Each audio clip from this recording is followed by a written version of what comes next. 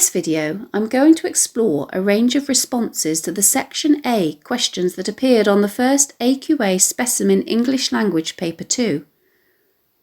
The exam paper and the source materials can be downloaded from the address that appears in the description section under the video.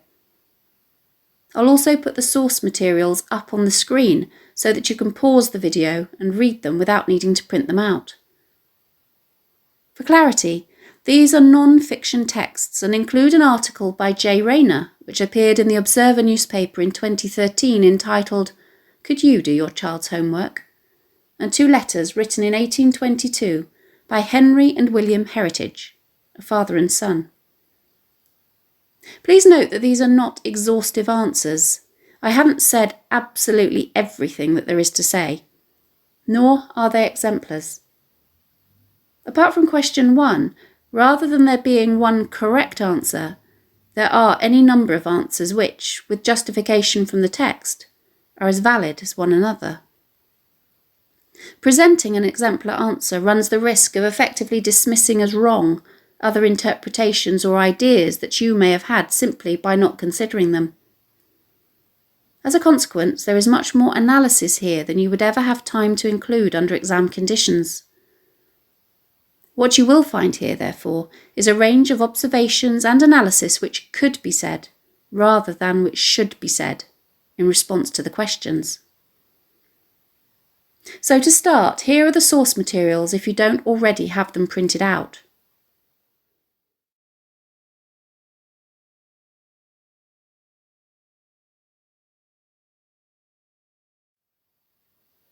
Don't forget to read the introductory sections at the tops of the letters, as these will help to put what you are reading into context.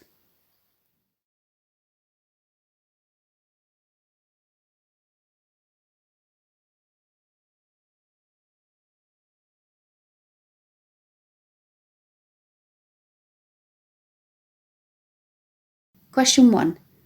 Read again source A from lines 1 to 15. Choose 4 statements below which are true. Shade the boxes of the ones that you think are true. Choose a maximum of 4 statements. A. Jay Rayner has good memories of his time in school. B. Jay Rayner was happy to help his son with his homework. C. As a boy, Jay Rayner worried about handing in his homework on Monday mornings. D. Jay Rayner could not think of a food metaphor to help his son. E. Jay Rayner was very able in school. F. As a boy, Jay Rayner did not enjoy doing homework. G. Jay Rayner looked forward to receiving feedback from his teachers.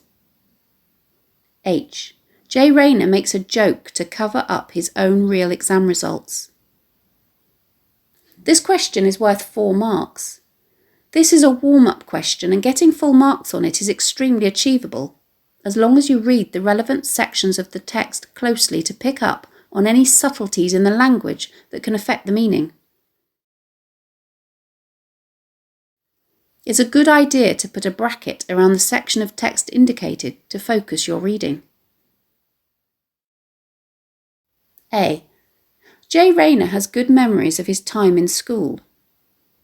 If we have a look at the text, we can see that he says, "The bad feelings seep in. Humiliation and could do better and pay attention now." These are all negative emotions and so are not the remarks of someone who has good memories of his time in school. So this statement is false. B. Jay Rayner was happy to help his son with his homework. Let's have a look at the text. He recalls his son Eddie asking him to help him think of a food metaphor for his English homework, and his reply that, "I don't think I should do your homework for you." This clearly indicates that Rayner was not happy to help his son, so this statement is false. C. As a boy, Jay Rayner worried about handing in his homework on Monday mornings. If we look closely at the text, it talks about his Sunday night feelings of dread. Dread is a feeling of fearful anticipation which suggests that he was worried about handing his homework in the next day, e.g. Monday morning. so this statement is true. D. Jay Rayner could not think of a food metaphor to help his son. If we skim a bit further down the text, we can see that he says, "On the spot, I couldn't think of a single food metaphor worth dragging out and slapping on the table." So this statement is true. E. Jay Rayner was very able in school. A little bit further down the same paragraph, where he talks about not being able to think of a food metaphor, he says, "The fact is that I was not especially academic." This one requires you to know what the adjective academic means. It's defined as being good at subjects which require a lot of reading and studying, rather than practical or technical skills. So this suggests that Jay Rayner was not very able in school. So this statement is false. F. As a boy, Jay Rayner did not enjoy doing homework. In this same paragraph, but a bit further up this time, he talks of his memories of homework coming flooding back, of long nights of carefully planned idleness ruined by the imposition of essays and worksheets. If we look closely at this, we can see that idleness is another word for laziness or inactivity. So these evenings that he had planned for lazing around, not doing anything at all, were ruined by the imposition or the forcing on him of essays and worksheets. This very clearly communicates that Rayner did not enjoy doing homework, so this statement is true. G. Jay Rayner looked forward to receiving feedback from his teachers.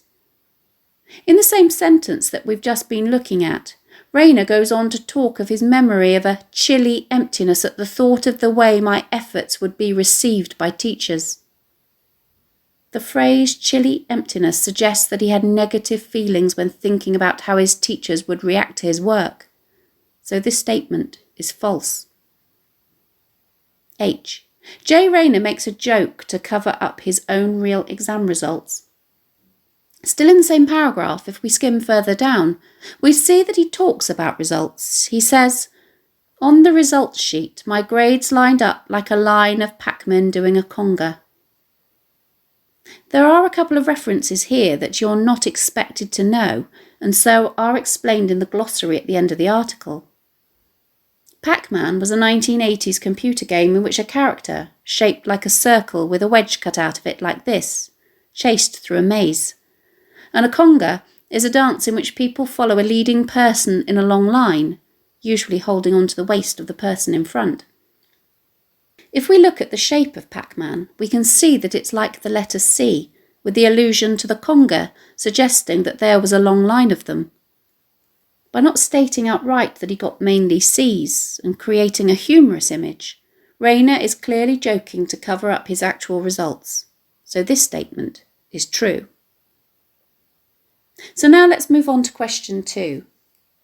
You need to refer to source A and source B for this question. Use details from both sources. Write a summary of the differences between Eddie and Henry. There are 8 marks on offer here, which means that you've got about 10 minutes to answer the question. The trick here is to come up with a statement about either Eddie or Henry and then make sure that you can come up with a difference. It should fit into the formula, although you don't necessarily need to write it like this. While Eddie is X, Henry is Y. Eddie is a typical modern teenager who is cheeky and speaks to his father in a mocking voice, which emphasises their close relationship and good humour with each other. Henry, however, is a typical Victorian child. He's very formal and distant with his father, addressing him in a respectful tone, "My dear father," which emphasises the difference in status between them. Eddie is able to get away with being quite cheeky to the adults in his life without being punished. His father accepts his teasing with good humour. Henry, in contrast, is under threat of being flogged if Mr. Smith, his schoolmaster, hears that he has disobeyed the rules and sent his father a secret letter. Eddie appears to be doing quite well at school, as when he gets 80% on his maths paper, his father says that that is a low score for him, implying that he usually does much better. Henry, on the other hand, appears to not be doing quite so well, as his father complains that he and his brother do not appear to have improved in their spelling, as there are several words wrong spelt in his letter. Eddie lives at home and goes to a day school, as we are told that they were chatting over dinner, and at the end of the article, Eddie's father goes up to see him in his bedroom.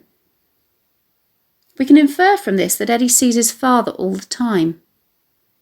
Henry, on the other hand, is far away from home at Cotherstone Academy, which is a boarding school where he has been for nearly 2 years without having seen his father. Eddie appears to have a very privileged and comfortable life, as he has his own computer in his bedroom on which he can play games and Skype his friends, and he shares family meals consisting of pizza, a food almost universally liked by teenagers. Henry, on the other hand, appears to lead a very deprived and uncomfortable life, as he complains that the bread he eats is made of the worst barley meal and our beds are stuffed with chaff. So now let's look at question 3. You now need to refer only to source B, the letter by Henry written to his father. How does Henry use language to try to influence his father? This question is worth 12 marks. To influence someone, we need to make someone feel, think, or do something that we want them to. So to answer this question, we need to think about what Henry wants his father to feel, think, and do, and then consider how he uses language to achieve this. Henry has to perform a very delicate balancing act in this letter. He wants to get his own way, i.e. to convince his father that he is unhappy, and to persuade him to send for him to come home. But he must at the same time observe the difference in status between them, i.e. use very formal language and make him feel guilty without overtly criticising him, which would only outrage his father and harden his heart against him. In the Victorian era, children were expected to be seen and not heard, and not to have any opinions of their own. Speaking out against a parent would have been the height of disrespect. At the beginning of the letter, Henry tries to make his father feel guilty for not having sent him anything, even though he dare not criticise him for this outright. When he says that he was sorry to learn that the master had no letter for me nor anything else, which made me very unhappy, he focuses on the lack of the letter itself making him unhappy, and not on his father being at fault for not sending him anything. He uses direct address throughout to attempt to make an emotional connection with his father. He repeats the formal phrase, "my dear father," to persuade him not only of his affection, but also to remind him of their relationship and of his father's responsibilities towards him, whilst simultaneously being deeply polite and respectful. This is usually used in conjunction with a phrase such as "I hope," "I assure you," and the imploring imperative "believe me," to persuade his father of his sincerity and honesty. He swears his father to secrecy, "So I hope, my dear father, you will mention nothing of this when you write." Not only is Henry afraid of being caught, but this is also designed to convey to his father just how severe the conditions under which he is living are, as he contends that he is obliged to write what Mr. Smith tells us. The adjective obliged, suggesting that he is denied the right to express himself freely. Furthermore, it effectively makes his father his accomplice, which will hopefully mean that he will then feel compelled to come to his rescue. His mentions of time and place, "It is now 2 years since I left you at Islington," are designed to remind his father of how long he has been far away from home. He clearly hopes that this will provoke a sense of guilt in him and also make him realise that he misses him. He also uses hyperbole. "If God permit me to live as long." This melodramatic language makes it seem as though it is a life or death situation, and that time is of the essence. Essentially, his father needs to act promptly if he is to be certain of seeing his son alive again. Henry makes use of emotive language to suggest his physical suffering at the hands of the masters at the school. He would flog me if he knew it. And the superlative to describe the appalling conditions that he has to endure. Our bread is nearly black. It is made of the worst barley meal. Henry uses a number of words and phrases which form a semantic field of religion, such as church, if God permit me, and Christians, to perhaps persuade his father of his piety and goodness. His use of the simile, "we are used more like bears than Christians," paints a picture of the boys at the school being mistreated or treated as though they are animals. In the Victorian era, bears were chained up and used as entertainment. He's clearly trying to convey to his father that he is being treated in an unchristian way, which he hopes will morally outrage his father and incite him to act. On to question 4. For this question, you need to refer to the whole of source A together with source B, the father's letter to a family friend. Compare how the two writers convey their different attitudes to parenting and education. In your answer, you should compare their different attitudes, compare the methods they use to convey their attitudes, support your ideas with quotations from both texts. This question is worth 16 marks. Question 4 shares skills with both questions 2 and 3. Not only does it want you to compare the two texts, as in question 2, but it wants you to analyse the differences in the language that the two writers use, as in question 3. Both sources are written from the perspective of fathers who have sons currently at school. The way in which they use language to convey their perspectives differs, not only because their attitudes towards parenting and education are different, influenced by the times in which they live, but also because the purposes of the two texts are different. Source A is a contemporary features article in a broadsheet newspaper, expressly written for publication, with the sole purpose of being entertaining by striking a chord with other parents of teenagers. Source B, on the other hand, is a 19th century private letter, whose sole purpose is to seek confidential assistance and information from a friend about a problem at his son's school. The tone of the language in Source A is humorous, and its register is informal throughout, such as when the writer describes his son as too busy killing things on his computer game to look up at him, reflecting the warm, open and relaxed attitude towards parenting that 21st century father Jay Rayner has. His article is anecdotal and includes snippets of conversations written in direct speech, such as Eddie's retort, "You can't think of one, can you?" which not only makes the article lively and entertaining, but also demonstrates that Eddie is treated like an equal, an individual who is allowed to challenge and tease his father. Not only does this show that Rayner permits Eddie to have a voice within the family, but also that he is quite happy to let the world know that this is how he parents. Rayner doesn't mind sharing Eddie's put-down, even though it clearly shows his son getting the better of him. He acknowledges this with his tongue-in-cheek rhetorical question, "Who needs teachers to humiliate you when your son can do it so effectively?"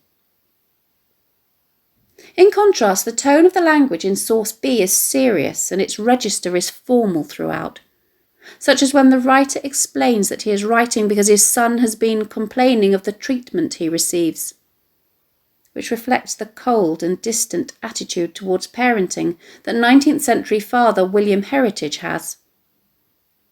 Firstly, unlike Rayner, he is unwilling to discuss any issues with his son himself, preferring to confide in an adult family friend about the contents of Henry's letter. Heritage's default position seems to be automatic scepticism of his son's motives. Secondly, unlike Jay Rayner, he doesn't seem to see Henry as an individual, shown by the way in which he generalises about children, instead saying boys will sometimes complain without cause. This way of speaking is very impersonal, suggesting a lack of empathy and that he sees children as a homogeneous group who are not to be trusted. This unwillingness to give Henry the benefit of the doubt is perhaps also a self-defence mechanism, as it protects him against being seen by others as having been manipulated by his child. We can also infer this from his use of the word confidentially. In direct contrast to Jay Rayner, William Heritage seems to have no desire for others to witness his son get the better of him. The way in which Jay Rayner does not allow his bad memories of his own poor performance at school to stop him from being involved in his son's education indicates the extent to which he is invested in his son's welfare. It seems to be important to him to be involved. I decide to show a little solidarity. The word solidarity is another word for mutual support and teamwork, and the way in which he says, just to get a sense of what it's like to be 14-year-old Eddie, shows that, as his father, he feels the need to experience what Eddie goes through so that he can better empathise with him. William Heritage seems to have no desire to be directly involved in understanding what Henry is going through, or empathising with him, as he asks his acquaintance to ascertain whether you think it would be advisable for me to send for them home. Note that for Rayner, it's about getting a sense or a feeling which involves the emotions, while for Heritage it's about ascertaining and thinking, which involves the intellect. In fact, unlike Rayner, Heritage does not seem interested in his son's welfare at all. The reasons he gives for not approving of the system of education are that his son's spelling has deteriorated and that Henry is not allowed to write private letters to his father. No mention is made of the conditions in which his son says he is living. Both writers use language which belies or contradicts their attitudes towards their sons. Rayner pretends to begrudge the way in which education has made his son a free-thinking and confident individual. This is what happens if you feed and educate your children. They grow up, become clever, and remorselessly take the mickey out of you. The use of the triad here is particularly effective, as he makes a joke at his own expense with the punchline in the third clause. He says things that are superficially negative for humorous purposes, which actually reveal his affection and admiration for his son, shown in his use of the idiomatic "take the mickey out of you." Heritage, on the other hand, says things which are superficially positive but that actually lack any sense of real warmth and affection. He claims that we all have a great desire to see Henry, but his lack of emotive language here to describe his feelings makes him seem insincere, especially as he is unwilling to make the journey to the school himself. This is further enhanced by the way he doesn't seem at all embarrassed to say that he doesn't love his sons to the same degree. George is a great favourite with us all. The fact that he mentions George's meekness as he talks about particularly wanting to see him would suggest that for him, parental love is conditional, and that he sees submissiveness as a desirable trait in children to make them lovable in the eyes of their parents. Indeed, Heritage seems immune to Henry's complaints about his physical suffering, effectively dismissing these with his statement that George is not so able to endure ill treatment as Henry. As Heritage celebrates George for his timidity and criticises Henry for standing up for himself, Rayner celebrates Eddie for speaking out. In Source A, Rayner uses self-deprecating humour to joke about his own failures at school. My grades lined up like a line of packmen doing a conga. This simile is a humorous way of saying that his report card showed a long line of C grades. The image taken from a computer game of his own youth and a dance which has been long out of style adds to the humour as it reminds the reader that he is feeling old and out of touch. Heritage, on the other hand, does not find educational shortcomings a laughing matter. He expects high standards and is disapproving of the amount of progress, or lack of it, that his son has made. I see several words wrongly spelt. His use of the adjective several here would suggest that anything below 100% accuracy amounts to failure. Rayner, by contrast, is much more laid back about his son's achievements, and he celebrates him for what he can do, rather than criticise him for what he can't. His comparison of his own score on the paper with his son's, and his reiteration of the scores as percentages to emphasise the difference between them. He got 20 out of 25, or 80%, a low score for him. Me, I've got 12 out of 25, or less than 50%. Suggests that he, unlike William Heritage, doesn't expect his son to get 100% all the time, and also that a low score for Eddie is still much higher than his own. He uses his own failures to celebrate his son's successes in a humorous way.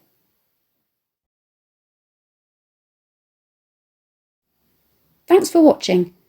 If you have any questions, please let me know in the comments section below, and I'll do my best to answer them. Don't forget to subscribe to my channel for more videos on English language topics and exam techniques, and English literature texts.